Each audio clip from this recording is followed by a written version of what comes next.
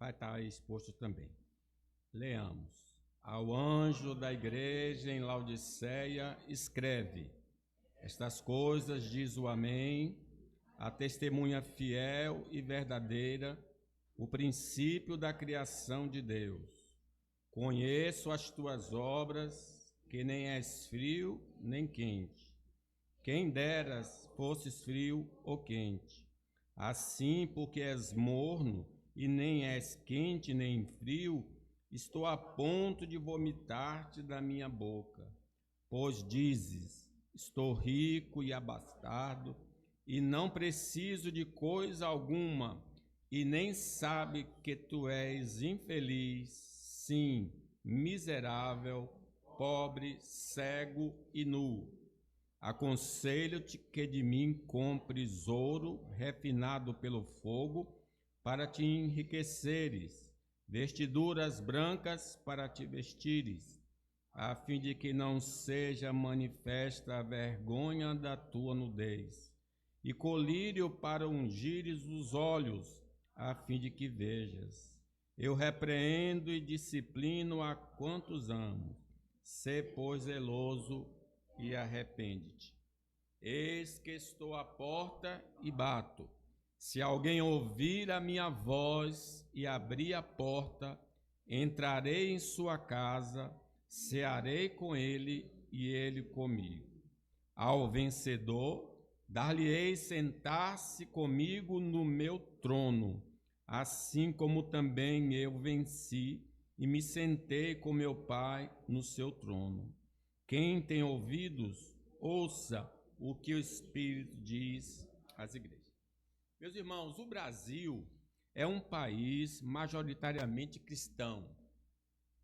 De acordo com os dados mais recentes do censo de 2022, divulgados pelo IBGE, a grande maioria da população brasileira se identifica com o cristianismo. Aqui estão os principais números. Católicos representam 56,7% da população. Evangélicos correspondem a 26,9% da população. Somando esses dois grandes grupos, pelo menos 83% dos brasileiros se declaram cristãos. O que é mais horroroso é que o nosso país é o país de maior corrupção, talvez, do mundo. É um país extremamente violento. Nós temos 6 cidades só na Bahia, como as cidades mais violentas do país. Nosso estado tem o número maior de facções do Brasil, violência, desvio de dinheiro.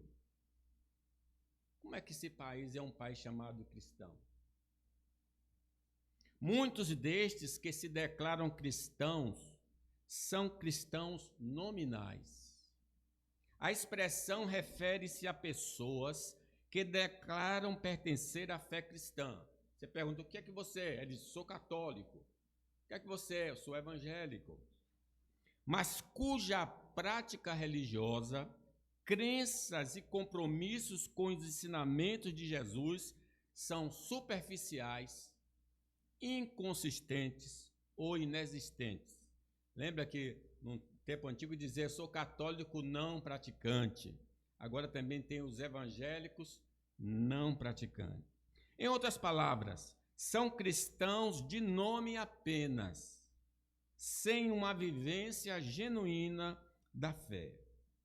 Características comuns dos cristãos nominais: falta de relacionamento pessoal com Cristo, não passaram pela experiência do novo nascimento, não possuem essa experiência de conversão genuína e não possuem um relacionamento íntimo com Deus por meio da oração, leitura da Bíblia e comunhão. Já que eles não nasceram de novo, eles também não usam com regularidade afinco os meios de graça.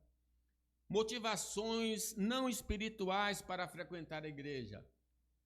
Pode ir à igreja por razões sociais, familiares, culturais, por tradição.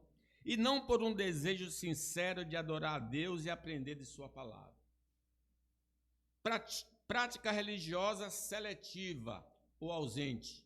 Podem participar de algumas atividades religiosas, ocasionalmente como cultos em datas especiais. Eu me lembro, hoje ela é do Senhor, mas quando ela não era do Senhor, Marluce só vinha na igreja em dezembro. Dezembro nós iríamos encontrar Marluce na igreja. Hoje não é mais assim. Ela foi alcançada pelo Senhor Jesus. Mas não demonstra um compromisso regular com a vida da igreja, discipulado ou serviço cristão. Conformidade com o mundo. Seus valores, prioridades e estilo de vida são mais influenciados pela cultura secular do que pelos princípios bíblicos. Conhecimento superficial da fé. Podem ter até um pouco de entendimento das doutrinas fundamentais, como o credo apostólico, né? Todo mundo sabe dizer, creio em Deus Pai, Todo-Poderoso, Criador dos céus e da terra. Falta de frutos espirituais. Suas vidas não evidenciam as transformações e o fruto do Espírito Santo. Cristianismo cultural ou tradicional. Nascem em lares ou sociedades que são predominantemente cristãs e se identificam como tal, sem uma convicção pessoal profunda. É o que está acontecendo com a geração dos crentes de Laodiceia.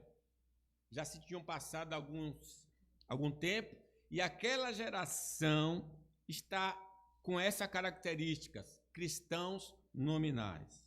Vamos então meditar no seguinte tema: cristãos apenas de nome.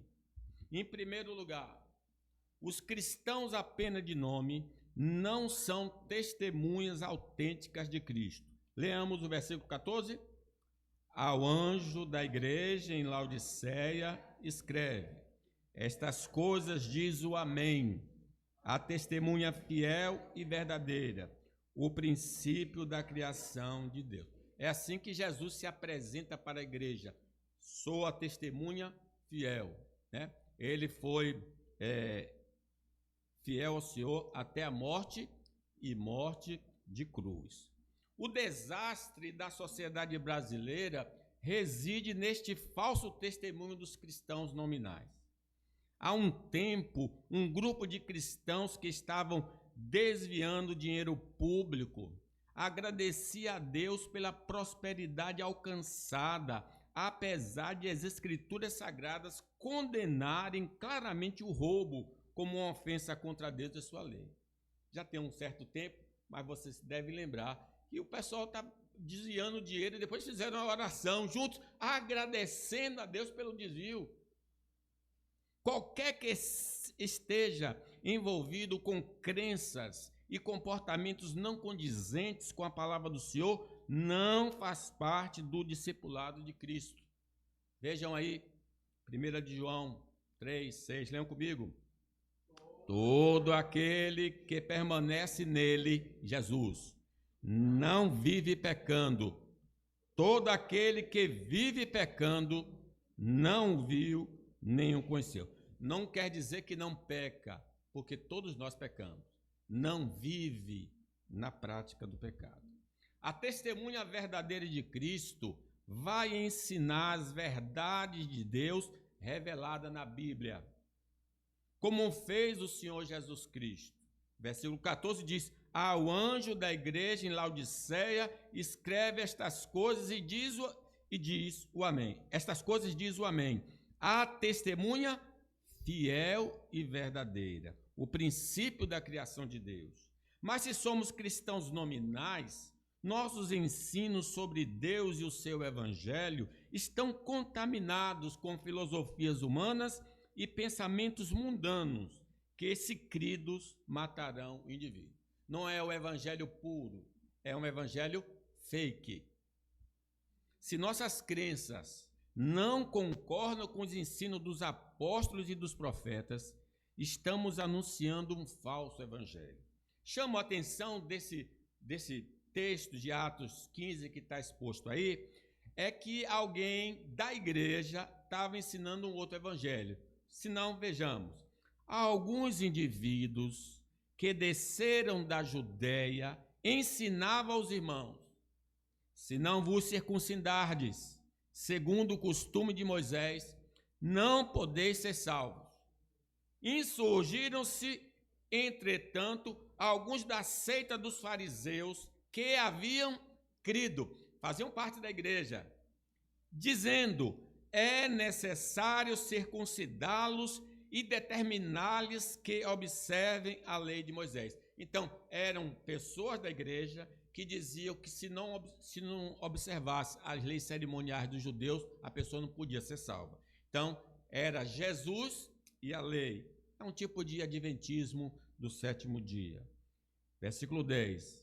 Agora, pois, Pedro falando: porque tentais a Deus, pondo sobre a cerviz dos discípulos um jugo que nem nossos pais puderam suportar, nem nós, mas cremos que fomos salvos pela graça do Senhor Jesus, como também aqueles o foram. Então estavam na igreja, tinham ensino errado, mas não eram crentes de fato e de verdade. Se abrigarmos no coração e nas palavras ensinos que contradizem a revelação divina, somos falsos cristãos. Se o nosso evangelho, o que nós cremos, o corpo de doutrina que afirmamos ter, não está condizente com as escrituras, não é o evangelho verdadeiro. Diz aí, segunda de João, diz 1:9. Leiam comigo. Todo aquele que ultrapassa a doutrina de Cristo e nela não permanece, não tem Deus. O que permanece na doutrina, esse tem tanto o Pai como o Filho. Não é doutrina específica da IPB, é da palavra de Deus dos apóstolos. Se alguém vem ter convosco e não traz esta doutrina, não recebais em casa, nem lhes dê as boas-vindas, porquanto aquele que lhes dá boas-vindas faz-se cúmplice das suas obras más. Se somos de fato testemunhas de Cristo, iremos exibir as boas obras que o Senhor nos ordenou que façamos. Porém, se somos cristãos apenas de nome, nossas obras não glorificam a Deus e nem revelam que somos seguidores de Cristo. Mateus 5, leia comigo. Nem se acende uma candeia para colocá-la debaixo do alqueire, mas num velador, e alumia a todos que se encontram na casa.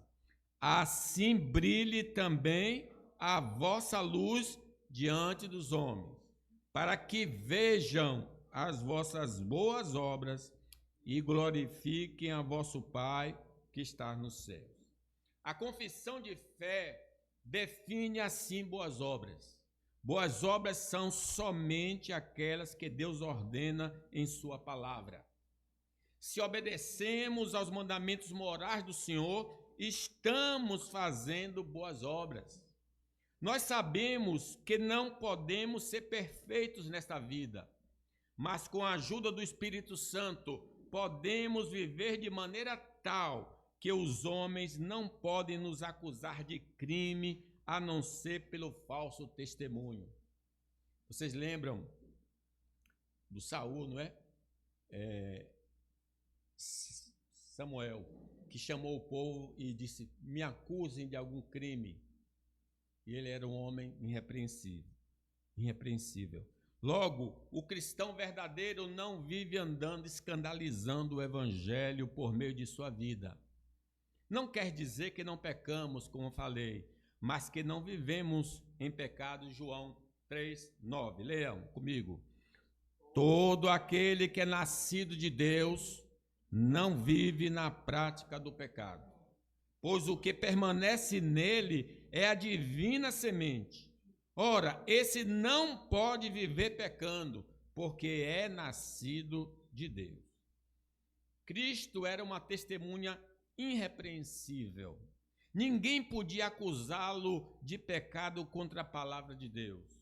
Porém, se estamos no grupo de cristãos nominais, somos censurados pelos homens, porque o nosso testemunho não é condizente com a fé que professamos e trazemos escândalo ao Evangelho de Deus. Se alguém está falando de nós assim, é crente, já é um mau sinal. É um mau sinal. Se fazemos parte do quadro da equipe de Jesus, estamos prontos para perder a vida por nossas crenças e valores, como Jesus assim o fez. No entanto, se seguirmos a Jesus por tradição e não por fé, não estaremos dispostos a morrer em defesa da fé. Para nós, entregar a vida pelo Evangelho será visto como um ato de fanatismo religioso, mas o Senhor nos adverte. Marcos 8:34. Leiam comigo. Então, convocando a multidão e juntamente os seus discípulos, disse-lhes: se alguém quer vir após mim, a si mesmo se negue. Tome a sua cruz e siga-me. Quem quiser, pois, salvar a sua vida, perdê-la.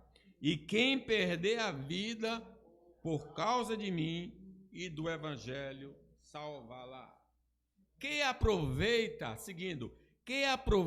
o homem ganhar o mundo inteiro e perder a sua alma? Que daria um homem em troca da sua alma?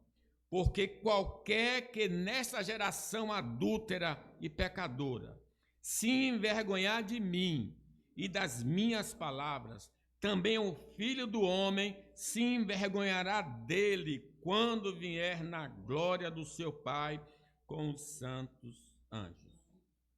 Se fazemos, irmãos, parte do grupo de crentes nominais, seremos desonestos quanto à nossa profissão de fé. Vamos afirmar que seguimos a Cristo para impressionar pessoas, mas nosso comportamento vai desmentir nossa declaração. Se somos cristãos apenas de nome, nossos nomes não estão registrados no livro da vida. Ainda podemos mudar essa situação e deixar esse caminho que nos leva à morte. Vamos admitir diante de Deus as contradições da nossa fé. Peçamos a Ele um coração renovado. Davi pediu, cria em mim um coração limpo, um coração contrito e compungido. Confiemos em Cristo como nosso Salvador pessoal e assim poderemos passar da hipocrisia para uma vida cristã verdadeira. Segunda afirmativa. Leiam comigo aí. Os cristãos apenas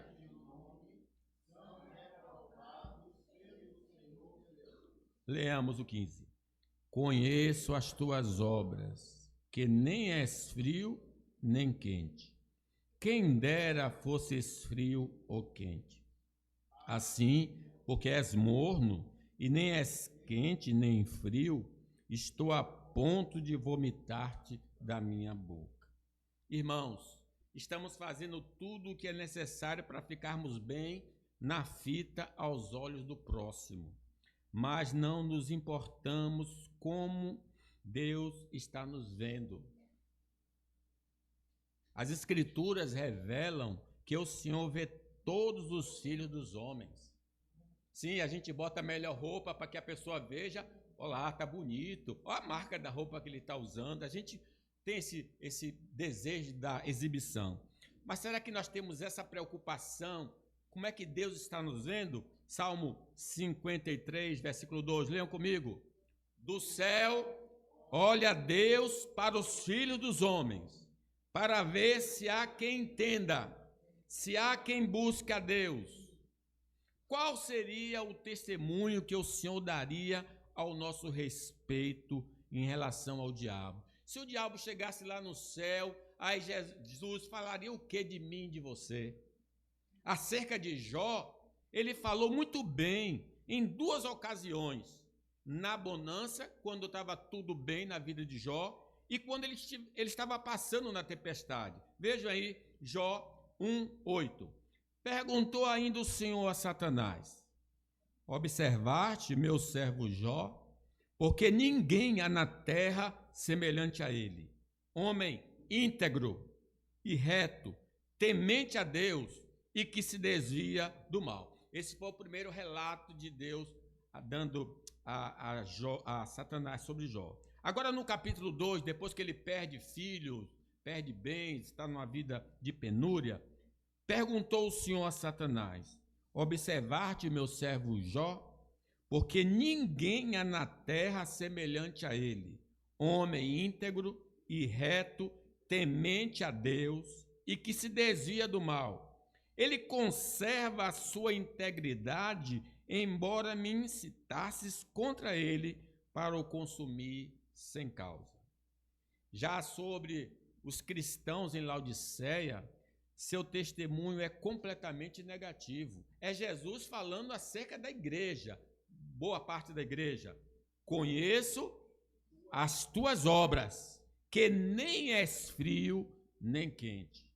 Quem dera fosses frio ou quente. Assim, porque és morno e nem és quente nem frio, estou a ponto de vomitar-te da minha boca. Caso não possuamos a verdadeira fé, mas tenhamos consciência dessa nossa necessidade, frios. Eu estou na igreja, mas reconheço que eu não sou um crente verdadeiro, é frio. Isso é uma obra do Espírito Santo. Podemos, pela misericórdia divina, ser habilitados a crer no nome de Jesus e ser transformados. Porque se Deus está nos revelando que somos frios, podemos nos tornar quentes. Lucas, capítulo 15, leiam. Aproximaram-se de Jesus todos os publicanos e pecadores para o ouvir. E murmuravam os fariseus e os escribas, dizendo: este recebe pecadores e come com eles. Ele recebe pecadores. Essa é a graça. Jesus recebe pecadores. Vinde a mim, todos que estáis cansados e sobrecarregados, e eu vos aliviarei. Contudo, se estamos no estado de mornidão, não perceberemos a necessidade de recorrer a Cristo para sermos salvos. Nem tampouco notamos a ausência de testemunho verdadeiro em nossa vida. E achamos que nossa vida agrada ao Senhor e não procuraremos fazer um check-up espiritual. O morno é aquela pessoa que diz: não, está bem, não faço mal a ninguém, sou dizimista, sou ofertante, estou na igreja. Então ele se julga perfeito. 2 Coríntios 13, o Paulo chama a atenção de toda a igreja. Leia comigo. Examinai-vos a vós mesmos se realmente estás na fé. Provai-vos a vós mesmos, ou não reconheceis que Jesus está em vós, se não é que estáis reprovado. Examine-se, pois, o homem a si mesmo. Caso nossa profissão de fé seja de boca, mas não de coração, não iremos rejeitar o evangelho de Deus de todo. E não teremos coragem de defendê-lo diante dos homens, para não sofrermos por causa dele. Essa postura entristece o Filho de Deus e seremos rejeitados no dia do juízo. Sim, é porque nós confessamos Jesus na igreja, mas entre amigos não, no trabalho não, na faculdade não, porque não queremos ser identificados, não queremos sofrer por causa do evangelho. Lucas 9, 26. Porque qualquer que de mim e das minhas palavras se envergonhar, dele se envergonhará o Filho do Homem, quando vier na sua glória, na do Pai e dos santos anjos. Quando o nosso cristianismo é apenas de aparência, não somos praticantes da palavra de Deus, apenas ouvintes. Neste caminho seremos empecilho para os homens chegarem a Cristo e causaremos ânsia de vômito no Filho de Deus por uma vida incoerente à nossa profissão de fé. Então, Deus sabe e vê esse comportamento em nós. E como é que ele se sente? Assim porque és morno, e nem és quente, nem frio. Estou a ponto de vomitar-te da minha boca. Por isso, quando as dificuldades chegam e as tentações se aproximam, facilmente somos tragados, porque não estamos firmados na rocha que é Cristo Jesus. É aquela semente que ouve a palavra, recebe com alegria, mas quando vem abalo na saúde, dificuldade de relacionamento, dificuldades econômicas, essa pessoa se afasta, como diz Mateus 7. Quem ouve esses meus ensinamentos e não vive de acordo com eles, é como um homem sem juízo que construiu a sua casa na areia. Caiu a chuva, vieram as enchentes e o vento soprou com força contra aquela casa. Ela caiu e ficou totalmente destruída. Se o nosso cristianismo é apenas de nome, só queremos os benefícios da vida cristã, mas não desejamos as responsabilidades do chamado divino. Queremos as bênçãos de Deus, mas não queremos o Deus da bênção. Lucas 9:57, leiam. Indo eles caminham fora, alguém lhe disse: seguir-te-ei para onde quer que fores. Mas Jesus lhe respondeu: as raposas têm seus covis, e as aves dos céus ninhos, mas o Filho do Homem não tem onde reclinar a cabeça.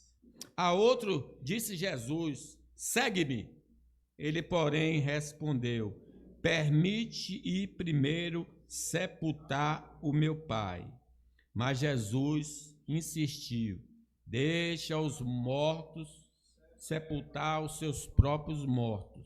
Tu, porém, vai e prega o reino de Deus.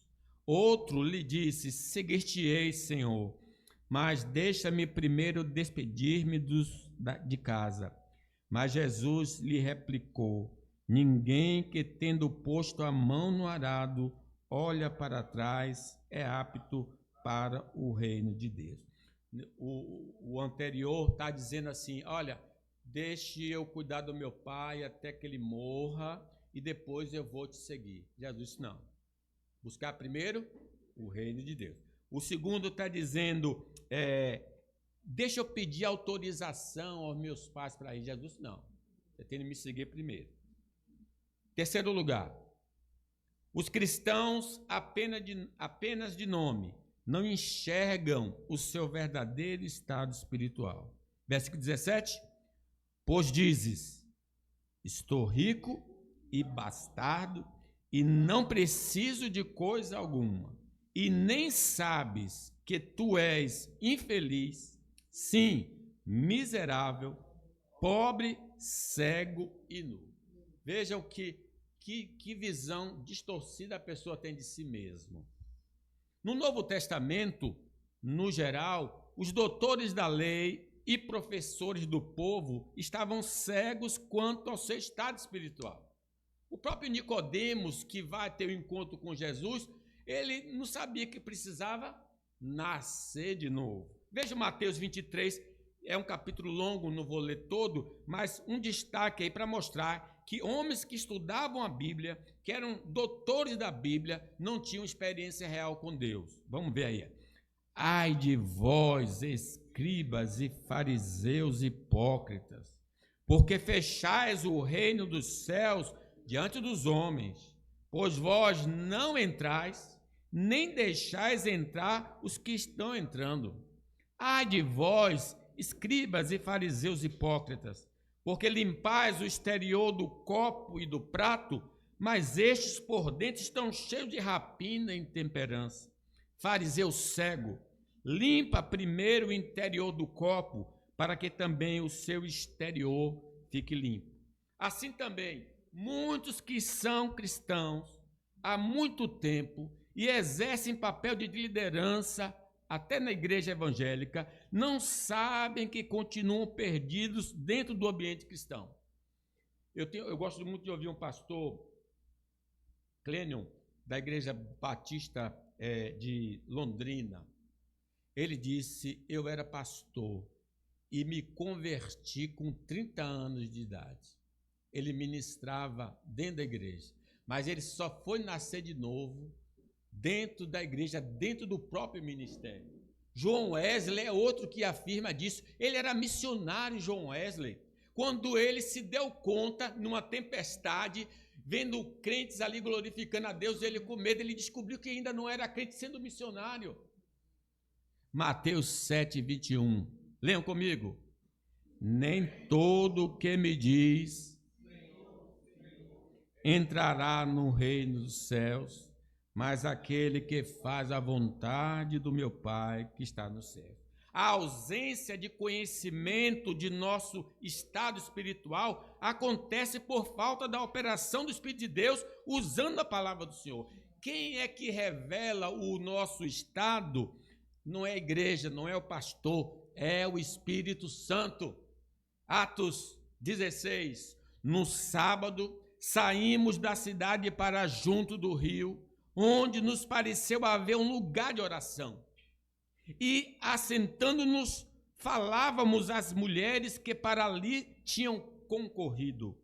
Certa mulher chamada Lídia, da cidade de Tiatira, vendedora de púrpura, temente a Deus, nos escutava. Ela é uma gentia que seguia os princípios judaicos. O Senhor lhe abriu o coração para entender as coisas que Paulo dizia. Deus tem de abrir o coração. Mas também pode ser que tenhamos endurecido o coração quando ele se revelou a nós. São duas questões diferentes. Deus tem se revelado a nós e nós temos endurecido o coração. Atos 7, leiam comigo 51, que fala a pregação de Estevão falando para a liderança judaica. Homens de dura cerviz, incircuncisos de coração e de ouvidos, vós sempre resistis ao Espírito Santo, assim como fizeram vossos pais, também vós o fazeis. Por não termos passado pelo novo nascimento, temos nossa compreensão do Evangelho prejudicada por causa da nossa ignorância das coisas espirituais. E pela ação diabólica que impede a luz divina de entrar em nosso entendimento. Sem o milagre da iluminação do Espírito Santo, não podemos ver e nem entender o nosso verdadeiro estado espiritual. 2 Coríntios, capítulo 4, diz: mas se o nosso evangelho ainda está encoberto, é para os que se perdem que está encoberto, nos quais o Deus deste século cegou o entendimento dos incrédulos, para que lhes não resplandeça a luz do evangelho da glória de Cristo, o qual é a imagem de Deus. Agora, aqueles que já compreendem, olha o que aconteceu, leiam comigo 6. Porque Deus que disse, das trevas resplandecerá a luz, Ele mesmo resplandeceu em nosso coração para a iluminação do conhecimento da glória de Deus na face de Cristo. Ele disse, haja luz, e houve luz. Por isso nós entendemos. Podemos ouvir sobre esta verdade a vida inteira, mas nossa condição de perdidos nominais nos impede de absorver o ensino da palavra de Deus e, como cristãos nominais, não demonstramos nem interesse de mudar de vida. Diz a palavra de Mateus, leiam comigo, 13. Por isso lhes falo por parábolas, porque vendo, não veem, e ouvindo, não ouvem, nem entendem. De sorte que nele se cumpre a profecia de Isaías. Ouvireis com os ouvidos e de nenhum modo entendereis. Vereis com os olhos e de nenhum modo percebereis. porque o coração deste povo está endurecido. De mau grado ouviram com os ouvidos e fecharam os olhos, para não suceder que vejam com os olhos, ouçam com os ouvidos, entendam com o coração, se convertam e sejam por mim curados. Não podemos, irmãos, avaliar nossa vida de comunhão com Deus baseada na quantidade de bênçãos materiais que possuímos como os crentes de Laodiceia, para não incorrermos na avaliação da nossa condição espiritual. Houve um terremoto em Laodiceia e a cidade não precisou da ajuda do império para reconstruir.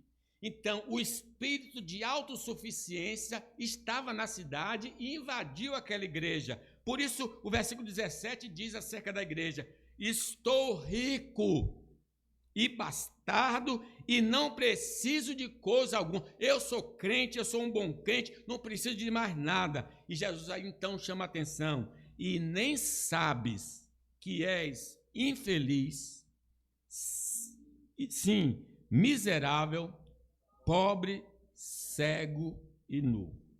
Pelo contrário, busquemos encontrar a fé e a fidelidade a Cristo em nossa vida como frutos autênticos de uma relação com Ele.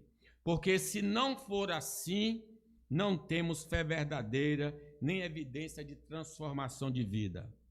Não devemos nos enganar. Nem a riqueza, nem a pobreza são sinônimo de segurança eterna, mas sim a fé única em Cristo Jesus, o nosso Senhor.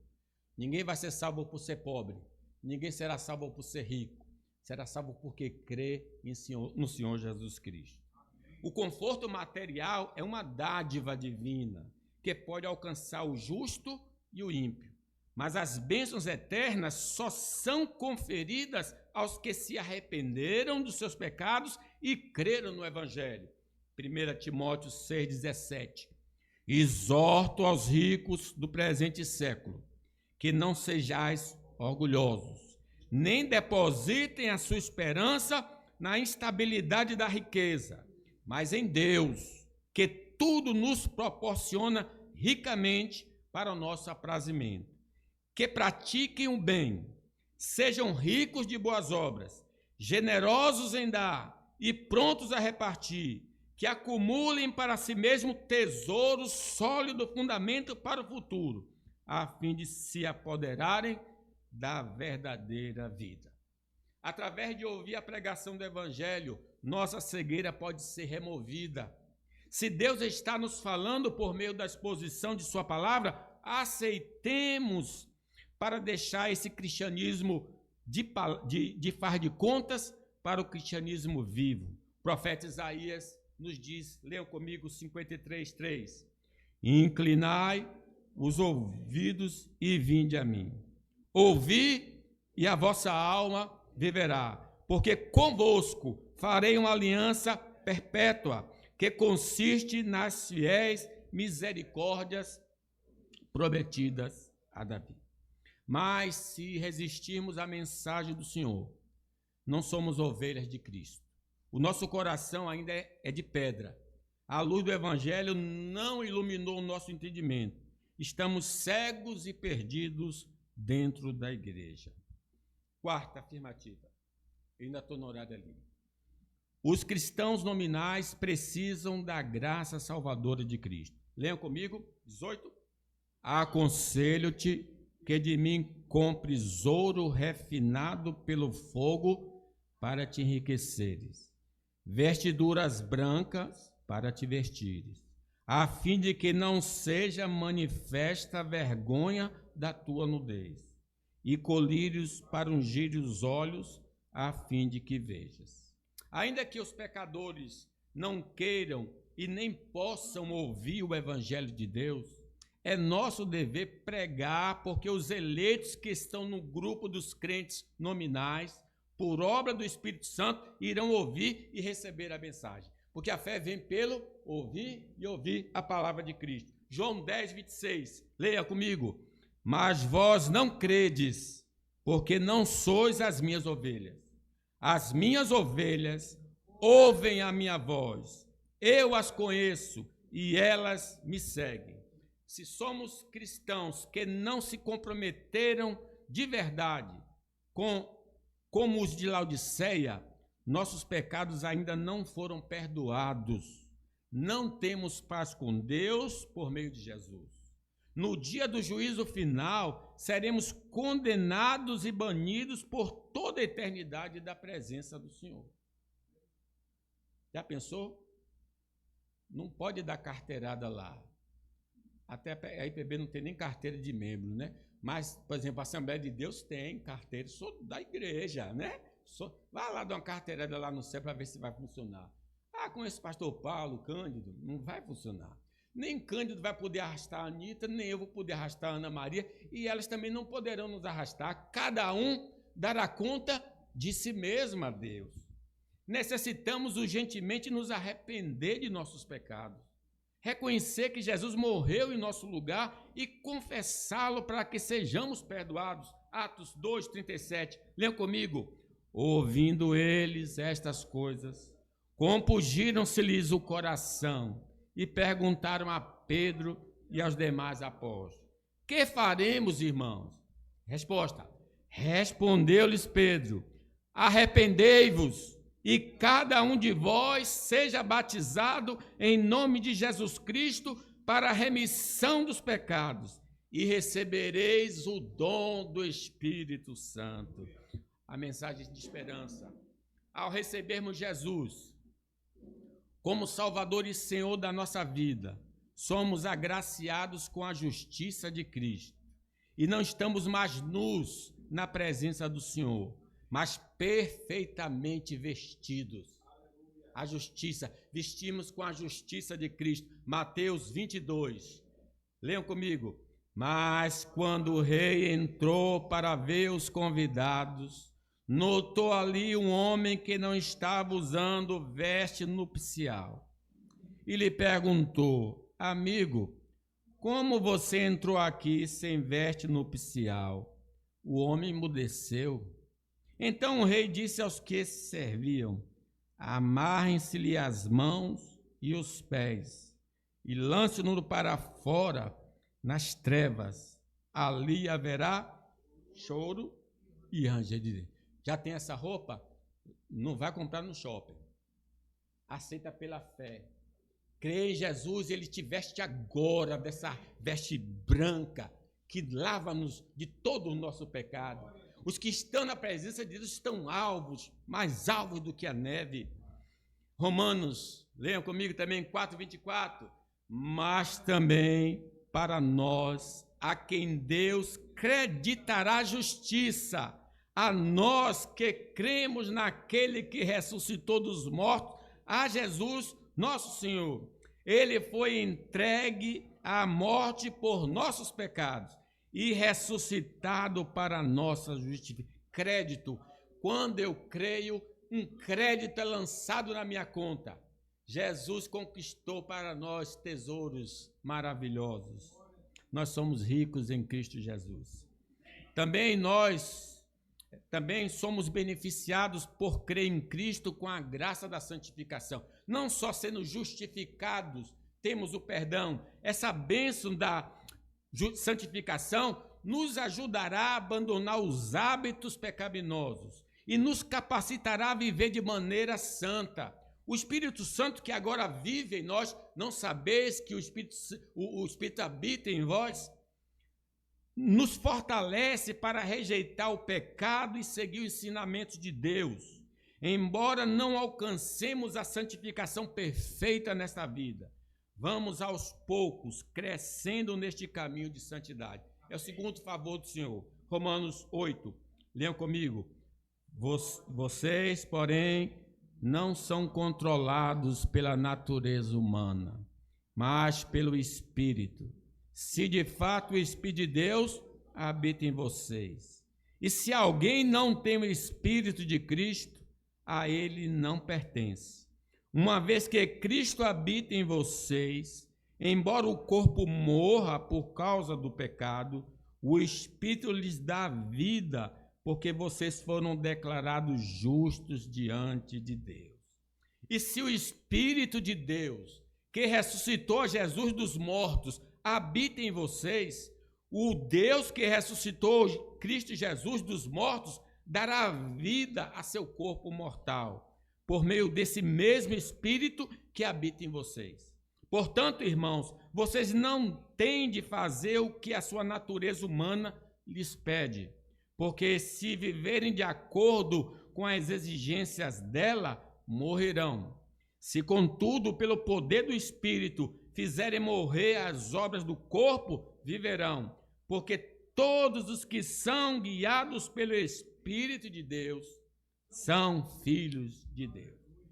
Como cristãos nominais, não podemos ter acesso ao reino de Deus.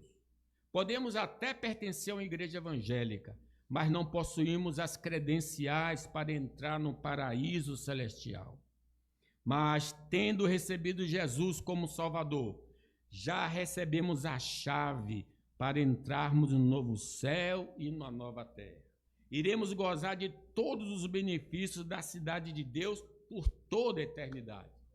João 3 e 5 diz: Jesus respondeu, leiam comigo, eu lhe digo a verdade, quem não nascer de novo não verá o reino de Deus.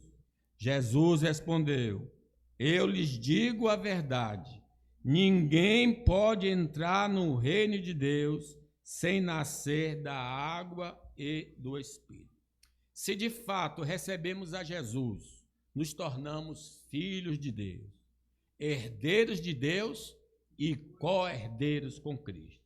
Teremos um corpo que não vai mais se estragar, nunca mais sofreremos ou choraremos, não pecaremos mais, estaremos na glória que Jesus prometeu a todos que creem em seu nome. João 14:1, comigo. Não se turbe o vosso coração, credes em Deus, credes também em mim. Na casa do meu Pai há muitas moradas. Se assim não fora, eu vos teria dito, pois vou preparar-vos lugar. E quando eu for e vos preparar lugar, voltarei e vos receberei para mim mesmo, para que onde eu estou, estejais vós também. Vou parar aqui. Se nós estamos nesse grupo, hoje é o dia oportuno. Hoje é o dia da salvação. Se ouvires a voz do Senhor, não endureçais o coração. Que Deus nos abençoe.